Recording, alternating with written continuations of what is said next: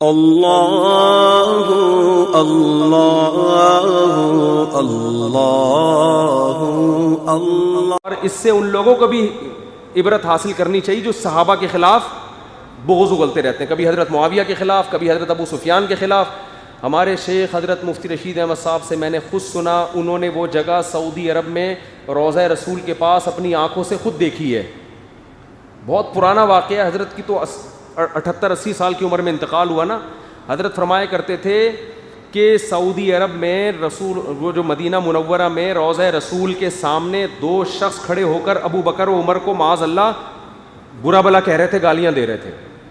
یہ واقعہ ہوا ہے، آپ مدینہ کے وہاں کے جو بوڑھے عرب ہیں ان سے پوچھیں، وہ چشمدید گواہ ہیں اس واقعے کے۔ تو وہیں وہ دونوں کمبخت زمین میں دھس گئے، وہیں دھس گئے زمین کے اندر۔ کیوں؟ صحابہ کو برا بلا کہتے ہوئے۔ موت ان کی آئی ہے، صحابہ کو وہیں خدا کا قہر آیا، زمین میں دھسے۔ ابو بکر اور عمر رضی اللہ عنہما کو، شیخین کو گالیاں دے رہے تھے، برا بلا کہہ رہے تھے، وہیں دھسے ہیں۔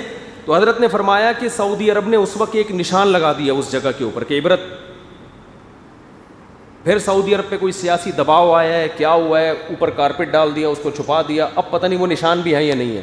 لیکن آپ جب مدینہ جائیں، کسی بوڑھے عرب جو مسجد نبی کے قریب رہتا ہو، وہ اس کا چشمدید گواہ ہوگا۔ تو بعض لوگوں کی موت آتی ہے، صحابہ کرام کو، اہل اللہ کو، اولیاء کرام کو، من عاد لی ولیا فقد آذنتہ بالحرب۔ حدیث میں آتا ہے کہ جو مجھ سے دشمنی کرتا ہے، اللہ فرماتے ہیں کہ جو میرے ولی سے دشمنی کرتا ہے، میرا اس کے خلاف اعلان جنگ۔ اور صحابہ سارے ولی اللہ تھے۔ دیکھو جو حضرت معاویہ کو معاذ اللہ فاسق قرار دیتے ہیں، فاسق کی حدیث مقبول نہیں ہوتی۔ تمام محدثین نے حضرت معاویہ رضی اللہ تعالیٰ عنہ سے منقول حدیثوں کو اپنی کتابوں میں جگہ دی ہے۔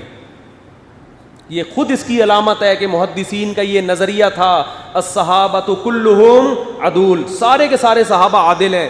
حضرت معاویہ نے حضرت علی کے خلاف جو کچھ کیا وہ ان کی اجتہادی غلطی تھی، غلط فہمی پر مبنی تھی، اس میں ان کی خواہش نفسانیہ کا، دولت یا حکومت کی لالچ پیش نظر نہیں تھی۔ جیسے امی عائشہ نے شروع میں جنگ جمل میں حضرت معاویہ کے، حضرت علی کے خلاف آئی ہیں، غلطی کی نا حضرت عائشہ نے، لیکن ہم حضرت عائشہ کو اس غلطی کی بنیاد پر غلط اس لیے نہیں کہتے کہ امی عائشہ اس غلطی میں اجتہادی غلطی پر تھیں، معاملات اتنے مشتبہ ہو گئے تھے، صحیح اور غلط کی پہچان مشکل ہو رہی تھی، لیکن امی عائشہ کو پھر احساس ہو گیا، انہوں نے توبہ کر لی۔ تو امی عائشہ جیسی فقیہہ جب جنگ جمل میں حضرت علی کے مخالف فوج میں آ سکتی ہیں، اس سے پتہ چلتا ہے کہ یہ غلطی اتنی واضح غلطی نہیں تھی، اس میں بڑے بڑے صحابہ بھی کیا ہوئے ہیں، مبتلا ہوئے ہیں۔